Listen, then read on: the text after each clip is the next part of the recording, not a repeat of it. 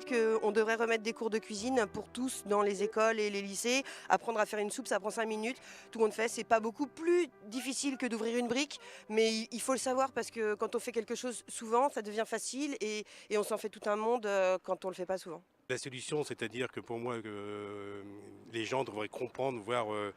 D'abord, s'ils comprenaient déjà, moi j'ai vu, comment ça s'appelle, un hélicoptère en train de traiter dans les, comment ça s'appelle, dans les, comment ça s'appelle, mince, il y a des radis, non, non, dans les radis, bah, vous voyez ça, le produit chimique et tout. On enverrait ça, par exemple, voir les gens aux informations, mais les radis, ils n'en achèteraient plus.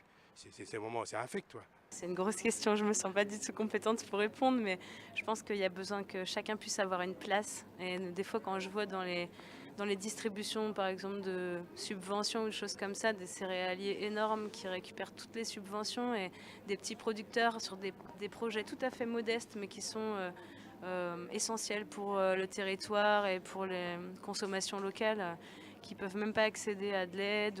Enfin, je pense qu'il y a une redistribution à imaginer et qui soit plus en cohérence avec, voilà, avec la réalité pour les paysans, quoi.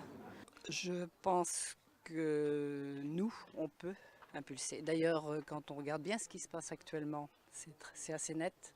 Il y a une impulsion, enfin il y a un mouvement qui se crée. Quand on y regarde un petit peu plus près, c'est sûr. Et c'est important. Je pense que c'est important pour tout le monde. Pour tout le monde, pour la nature, pour notre santé, et puis pour les agriculteurs aussi, ils ont besoin qu'on les aide.